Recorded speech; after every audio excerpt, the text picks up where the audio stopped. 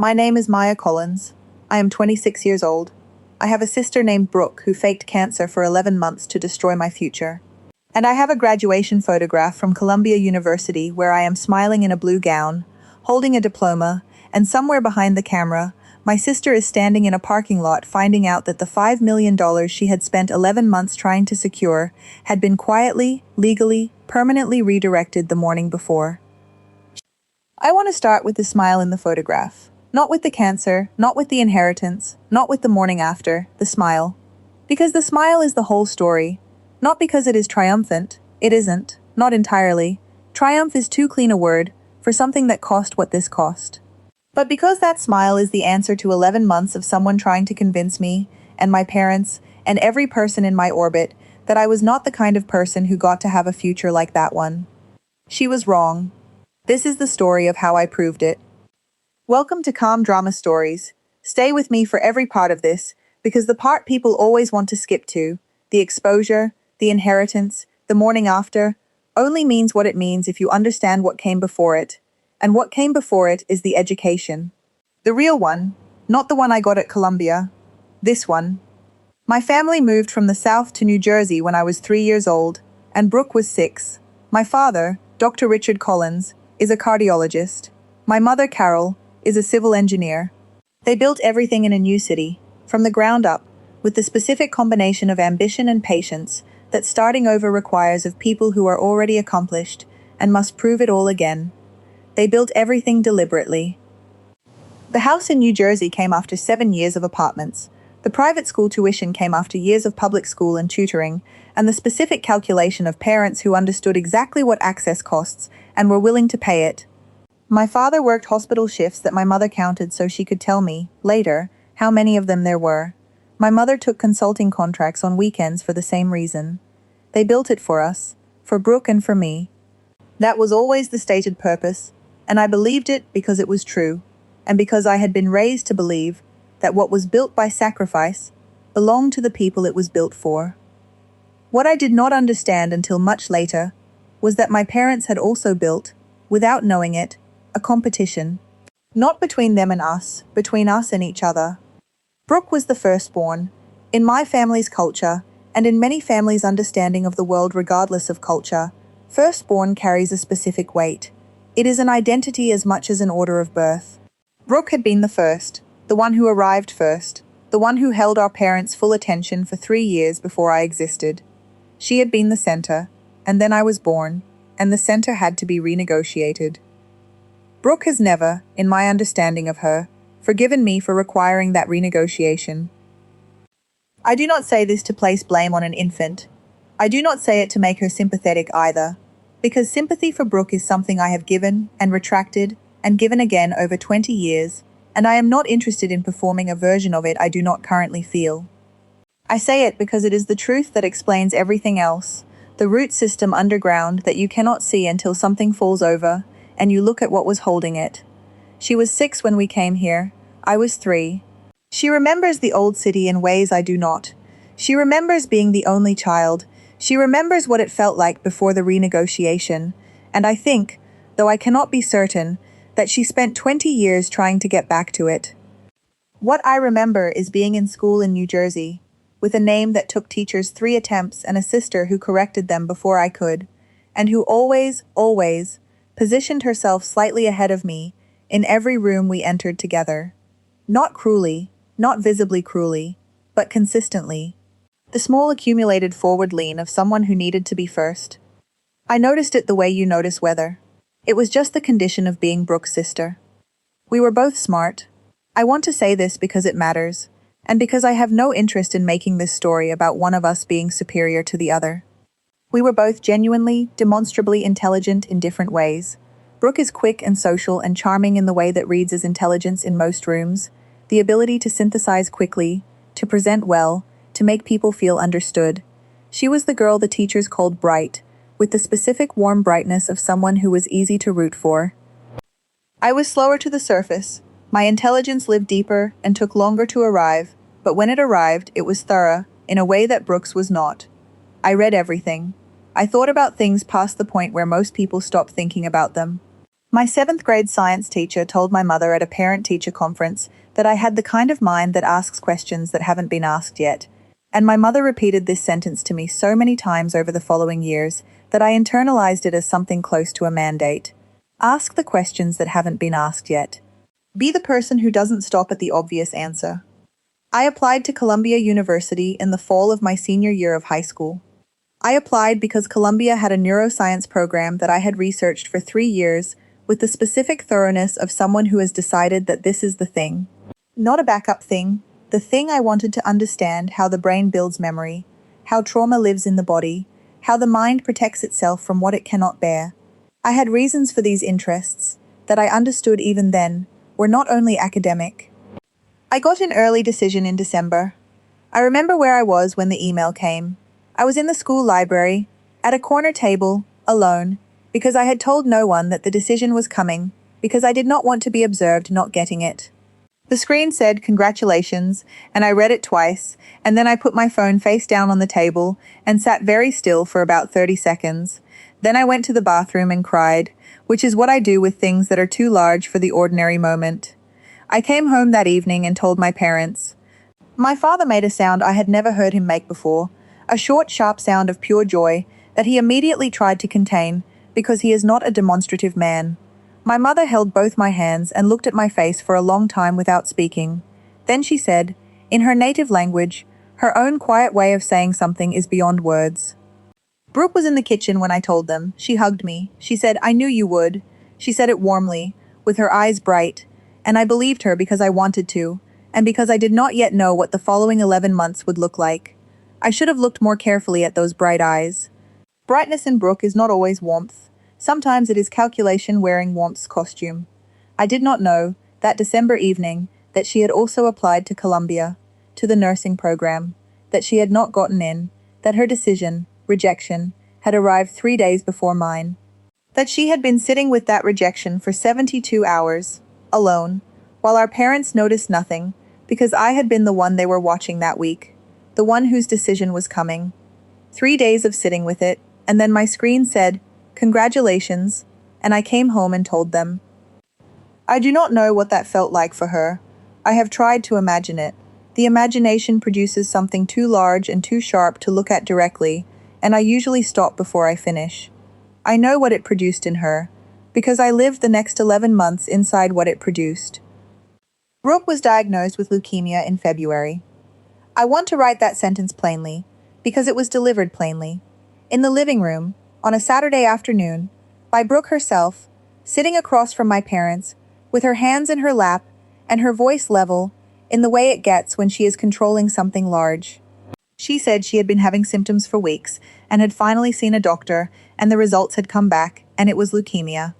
My mother made a sound that I have never been able to unhear. My father stood up and sat back down.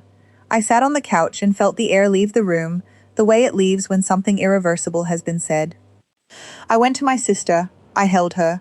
She held me back, and she was shaking, and I felt every plan I had been building quietly for months shift on their foundations. The next weeks were what you would expect them to be in a family that has just received this kind of news. Appointments, phone calls, my parents in conference behind closed doors, the low urgent voices of people reorganizing their understanding of the future. My father, who is a physician and knows what leukemia means, who I watched age 10 years in the space of a conversation. My mother, who holds everything together through action, and who therefore began immediately to act, researching specialists, calling colleagues, coordinating in the way she coordinates when something must be managed. And me. I was the sister, the well one, the one who could be steady because someone had to be. I deferred my Columbia enrollment. I want to say that clearly because it matters. I did not defer it happily or without cost. I deferred it because my parents asked me to wait 1 year, to be present, to help with Brooke during treatment. My father said, "We need the family together right now." My mother said Columbia will still be there. I said yes. I deferred. I wrote to the admissions office. I explained a family medical emergency. They were kind, and they confirmed my spot for the following year, and I put the letter in a folder, and I told myself it was 1 year. 1 year is not forever. 1 year in service of my sister who had leukemia. Except my sister did not have leukemia. I want to tell you how I found out, because the how matters as much as the what. It was not a dramatic confrontation.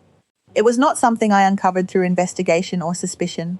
It was, in the specific irony of my life, an accident produced by my own habit of thoroughness. 8 months in, I was helping my parents organize Brooke's medical paperwork. This was one of my tasks in the family reorganization. I am good with documents, with systems, with the architecture of information, and so the paperwork fell to me. Insurance claims, appointment records, treatment summaries. I had been filing and cross-referencing for months.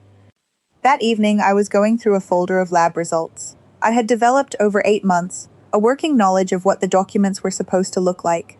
The letterheads, the reference ranges, the specific formatting of results from the oncology center where Brooke was supposedly being treated. One document was wrong. Not dramatically wrong, subtly wrong. The letterhead was correct. The patient name was correct. The format was almost correct. But the reference ranges on one of the panels were formatted differently from every other document in the folder. A small thing, the kind of thing that would mean nothing to someone who hadn't been looking at these documents for 8 months. To someone who had been looking at them for 8 months, it meant everything. I did not say anything that night. I put the document back in the folder, and I went to my room and I sat on my bed and I thought about what I had seen and what it might mean, and I told myself all the possible explanations. A different lab, a formatting change, a clerical error, and I went through them one by one and discarded the ones that didn't hold up. I slept very little. In the morning I called the oncology center. I said I was calling to confirm an appointment for my sister Brooke Collins. I gave her date of birth. I gave our parents' address. The receptionist was polite and brief. She said she had no record of a patient by that name. I said, "Can you check again?" She checked again. She said, "I'm sorry, there's no one by that name in our system." I thanked her. I hung up. I sat with the phone in my hand for a long time. Here is what I know about grief, from having studied it academically and from having lived it personally. Grief is not the feeling you have when something bad happens. It is the feeling you have when something true becomes undeniable. The bad thing has often already happened. The loss, the betrayal, the failure. The grief arrives when you can no longer hold the version of the world in which it hasn't. I grieved Brooke that morning, not the sister I was about to lose to cancer. The sister I had already lost to something I did not yet have a name for. The sister who had been shaking in my arms in the living room in February. The sister I had held, whose fear I had held, whose diagnosis had rearranged my entire year. She had not been afraid, she had been performing fear. And I had held the performance, tenderly, for 8 months, while she watched me defer Columbia, and watched my parents age 10 years, and watched our family reorganize itself around a hole she had cut in the center of it. I want to be honest with you about what I felt that morning, because I think the honest version is more useful than the clean one. I did not feel only anger. I felt anger and grief, and a particular cold clarity that I have felt before in my life, when something becomes undeniable, and underneath all of it, the thing I least expected, I felt something close to relief. Not because my sister wasn't sick. Because the nagging wrongness I had been carrying for 8 months, the small accumulated dissonances I had filed and smoothed over and told myself were nothing, had finally cohered into a shape I could look at. The thing that had been wrong was wrong. I had not been imagining it. I did not go to my parents that day. I am telling you this because it is part of what makes the story educational, the choice I made to wait, and what I waited for.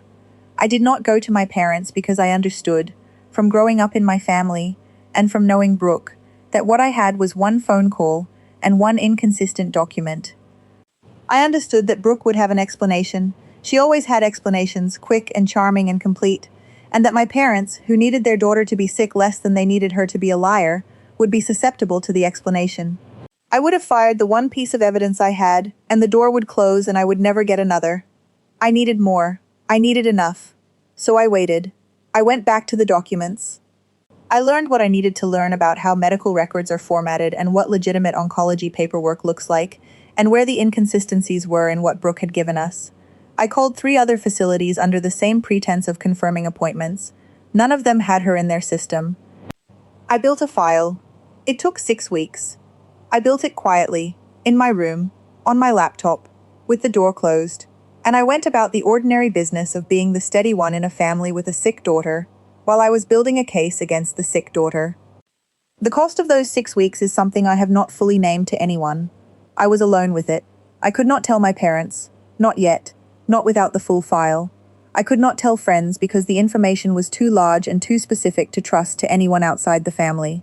I was completely alone with the knowledge of what my sister had done, and I had to perform not knowing it every day at dinner while she talked about her treatment, and my parents looked at her with the particular tenderness of people who have almost lost something and are grateful to still have it. I performed it. I am a private person and a thorough one, and I performed it well, but I want you to know what that cost. The file took 6 weeks to build, and it was conclusive. No patient record at any facility that should have had one. Lab documents with formatting inconsistencies that I had a radiologist friend of my father's assess, without context, as anomalous. Billing records that did not match what should have been generated by the treatments Brooke described. A prescription that, when I ran the medication name, was not a chemotherapy agent. It was a common anti-nausea medication, available without a prescription, and used to manage the side effects she was performing. The anti-nausea medication is the detail that broke something in me the day I found it. Because it meant she had thought about what chemotherapy patients look like. She had thought about nausea and fatigue and the performance of being sick, and she had gotten the prop, and she had used it, and she had done all of this while I was deferring Columbia, and my father was working extra shifts to cover the medical costs that were not generating any actual medical bills. I sat with the file complete, and I thought about what to do next. What I did was not what anyone expected. Not my parents, not Brooke.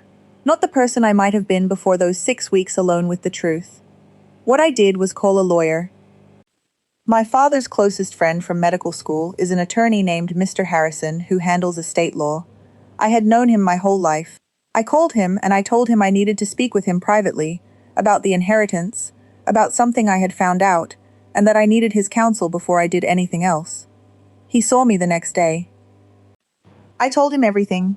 He listened with the stillness of someone who has been an attorney for 30 years and has learned to receive information without reacting to it. When I finished, he asked 3 questions. Then he was quiet for a moment.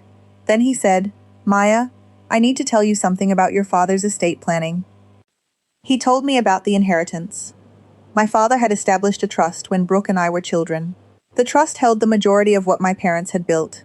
The investments, the property, the accumulated savings of 2 people who had built their lives from almost nothing, in a city that did not know their names.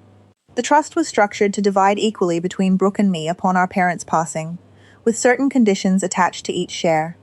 One of those conditions, attached to my share specifically, was this. If I failed to complete the degree program I had been admitted to, my share would be reduced. My father, who valued education with the specific intensity of a man who had used his own education to cross an ocean and rebuild, had written into the trust that educational completion was a condition of full inheritance. The trust had been written before Columbia. Before the application, before the acceptance, before the deferral. Brooke knew about the trust. She had been told about it, as I had, years earlier. She knew about the educational condition. She had deferred my enrollment for a year. If I did not enroll and complete the program, my share was reduced. Mr. Harrison looked at me across his desk and let me sit with that for a moment. I said, "She knew." He said, "It appears so." I said, "This wasn't just about Columbia. It was about the money." He said, "That would be consistent with what you've described." I sat very still in that chair. I thought about Brooke in the living room in February, with her hands in her lap and her level voice, the shaking when I held her. The 11 months of performance, the anti-nausea medication, the forged documents, the 11 months of watching our parents grieve and watching me defer and waiting. For $5 million. For her sister's $5 million. I said, "What can be done?" Mr. Harrison said, "Quite a lot. If you re-enroll and complete the program, the condition is satisfied and your share is protected. The trust cannot be altered without your father's consent, and I can advise on the rest." He paused. "But Maya, before we talk about the trust, your parents need to know what their daughter has done." I said, "I know." He said, "That is the harder conversation." I said, "I know that too." I told my parents on a Sunday. I had chosen Sunday deliberately, the way I choose everything deliberate, Because Sunday is the day my father does not have rounds, the day my mother cooks in the way that means she is not distracted, the day the house is most fully itself and most able to absorb something large. I sat them down at the kitchen table. I put the file in front of them. I told them what I had found and in what order I had found it, and what each document meant. I walked them through it the way I walk through anything complicated, methodically, from the beginning, without rushing the conclusions, because the conclusions only hold if the foundation is solid. My father is a physician. He understood the documents before I finished explaining them. I watched his face as he read, watched it do the thing faces do when a truth arrives that the person has not allowed themselves to consider. Not surprise exactly. Something more like the recognition of something they had been keeping in the peripheral vision. My mother did not speak for a long time after I finished. She looked at the table, she looked at my father, she looked at me. She said, "Where is she?" I said, "Upstairs." What happened next is between my mother and Brooke, and I will not give you the full version of it, because some things belong to the people they happen to, and not to the story. What I will tell you is that Brooke, when confronted with the file, did not deny it. She did not deny it. She cried. She explained. She gave reasons that were also explanations. And also, underneath everything, a version of the truth about what it had felt like to have Columbia reject her while I was about to be accepted. What it had felt like to watch the family reorganize, and reorganize always in the direction of whatever was urgent, and the urgent thing was always, in her experience, something other than her. I heard the reasons. I held them. They are real reasons, real feelings, real pain, a real history of being the older sister who arrived first, and then had to keep arriving in rooms where someone else was also arriving. They are not sufficient reasons. I want to be clear about that. Understanding why someone did a thing is not the same as accepting the thing. She had watched our father age 10 years. She had watched our mother's sleeping become light and worried in the way it gets when she is managing something she cannot control. She had watched me defer a future I had earned. She had done all of this with a prescription bottle of anti-nausea medication and a file of forged documents and a story about leukemia, and she had sustained it for 11 months. Understanding does not mean accepting. I understood. I did not accept. My parents asked her to leave the house that night. It was my father's decision, and he made it with the quiet finality of a man who has just learned what his child is capable of and needs time before he knows what he feels about it. My mother did not argue, neither did I. Brooke packed a bag and went to stay with a cousin. The house was very quiet that night. My mother cooked dinner that no one ate. My father sat in his study. I went to my room and I called Mr. Harrison, and I told him what had happened, and I said, "I want to re-enroll. I want to go back to Columbia. I want to do it now, for the spring semester." He said, "I'll help you." I said, "And the trust? What do we do about the trust?" He said, "Let's talk about that. This is the part of the story I want you to pay closest attention to, because it is the part that is actually about education. Not the forgery, not the fake diagnosis, the inheritance. My father's trust, as Mr. Harrison explained it to me over 2 conversations, had been built on a set of assumptions that were reasonable when they were written and had become complicated by what Brooke had done. The trust was designed to be fair. The equal shares, educational conditions, the architecture of a man who believed that what he built should go to the children who built their own lives in turn. What it had not accounted for was the possibility that one child would actively sabotage the other to influence the conditions. Mr. Harrison said, "Your father can amend the trust. Given what has occurred, given the documented attempt to prevent you from satisfying the condition, there is a reasonable argument that the condition was interfered with and that the trust should be amended to reflect that." I said, "What would an amendment look like?" He said, "That depends on what you want." I sat with that question for several days. What do I want? Not what is fair, not what is deserved, not what sends the clearest message. What do I want? I want to tell you what I decided and why, because the why is the education. I did not want to take Brooke's share. I want to be precise about this because I think it would be easy to assume that the inheritance transfer the title of this story references was a taking, a punishment, a revenge. It was not. What I did was this. With Mr. Harrison's guidance and my father's full knowledge and consent, I established a separate educational trust. The trust was funded from my own anticipated inheritance, not Brooke's, mine. and it was designated for educational grants to first-generation college students pursuing degrees in STEM fields. My $5 million, my choice, my direction, not to punish Brooke, not to take from her. To do with what was mine what I chose to do, which was to make sure that what my parents had built with sacrifice and patience and extra shifts and weekend consulting contracts became something larger than itself, something that did what my parents had always said the money was for, which was to build futures. Just not only ours. I signed the paperwork the morning of my graduation. The morning of my graduation. I did this deliberately, not dramatically. I did not announce it. I did not invite witnesses to the signing. I did not time it for effect. I timed it because it was mine to time, because the graduation was the proof that the condition had been satisfied, that the year Brooke had tried to take from me had been recovered, that Columbia had taken me back for the spring semester, and I had completed what I came to complete. The signing was private. Mr. Harrison and my parents and me, my father's hand on my shoulder, my mother's eyes, which I will not try to describe because some things exceed description. Then I put on the blue gown, and I walked across the stage, and someone took the photograph where I am smiling. I want to tell you about the graduation itself, because it is not the story of a victory lap. It is the story of something more complicated. My parents were there, my father in his good suit, my mother in the blue dress she wears, to occasions she has decided are worth the blue dress. They found seats early, and I could see them from where the graduates were assembled, my father taller than most of the people around him, my mother with her hands folded in her lap the way she folds them when she is containing something. Brooke was there. She had asked, through my mother, if she could come.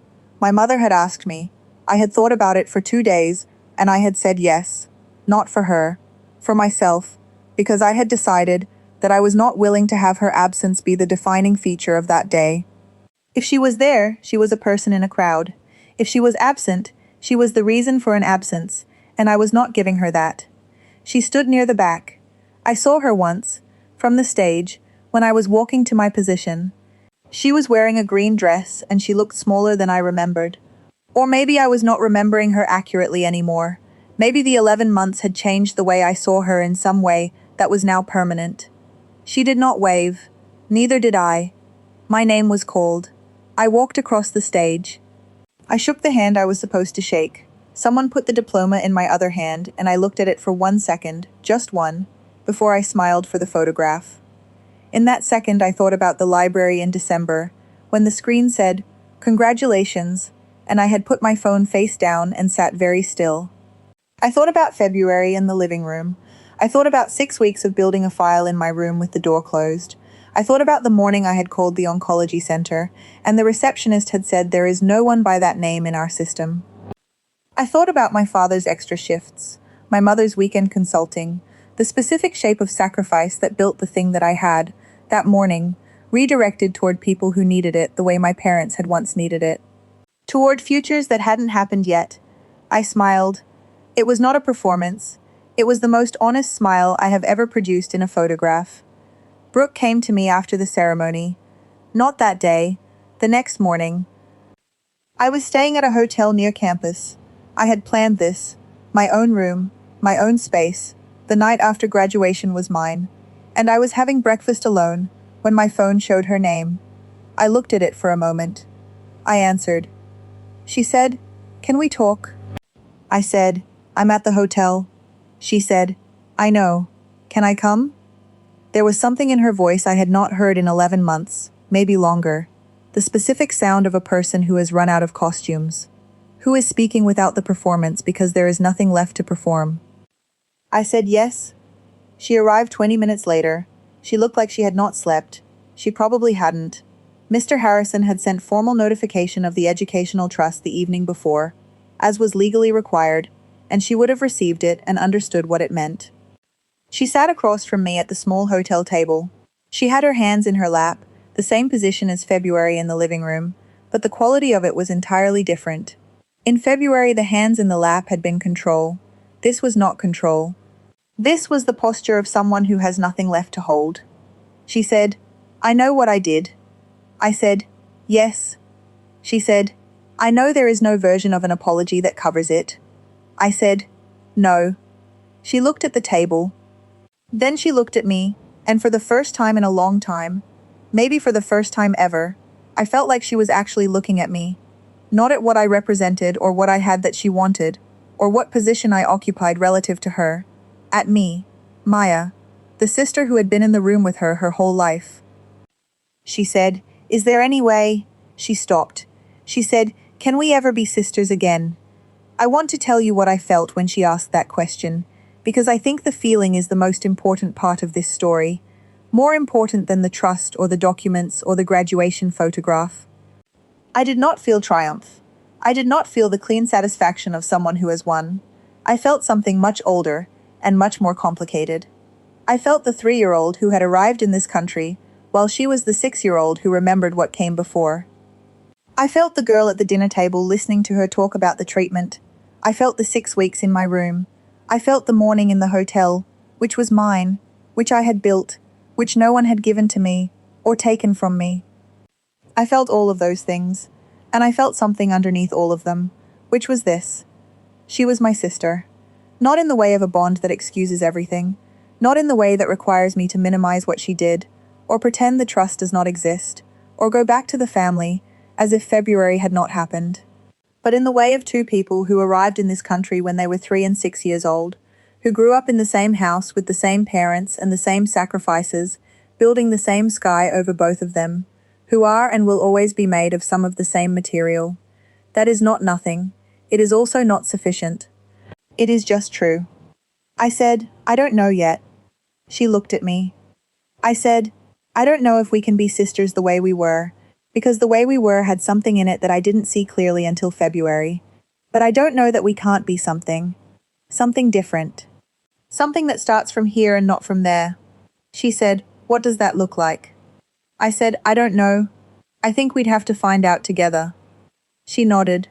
She was crying, which Brooke rarely does, which she has always considered a form of weakness, which made the crying mean something. I said, "I need you to do something first." She said, "Anything." I said, "Therapy. Not for me. For you. I need you to talk to someone about what you did and why you did it, not to explain it to me, but to understand it for yourself. Because what you did came from somewhere that existed before Columbia and before the trust, and I need you to look at that place. For your own sake." She said, "Okay." I said, "And I need time. Not forever, but time." She said, "Okay." We sat in that hotel room for another hour. We did not resolve everything. We did not hug warmly and promise to call each other every week. We sat with the specific, careful quiet of two people who have damaged something real and are trying to determine whether it can bear any weight. I do not know the answer yet. I am not sure I will know for a long time. What I know is that I am 26 years old, and I have a degree from Columbia University, and I have an educational trust that will send 10 students to STEM programs this year, and more every year after that. I have parents who look at me with something that has been added to, not replaced, by what happened. Something harder and more honest than the ordinary parental pride, something that knows what it cost. I have a sister who is in therapy, which she texts me about sometimes in brief messages that are more honest than anything she said to me for most of our lives. And I have a photograph, blue gown, diploma, the truest smile I have ever made. Here is what I want you to take from this. Not the inheritance and not the exposure, the education, the real one. The first lesson is this: documentation is not paranoia. It is the habit of a person who understands that truth without evidence is just an opinion, and that opinions can be argued with while documents cannot. I built a file for 6 weeks, and that file changed everything. Pay attention, write things down. Keep receipts not because you expect to need them, but because the person who expects to need them is always better protected than the one who doesn't. The second lesson is this: the long way is faster than you think.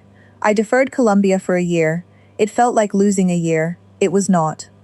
It was a year in which I learned what my sister was capable of, built a file that could not be argued with, consulted a lawyer, and graduated with a clarity about my own values and my own future that I would not have had if everything had gone smoothly.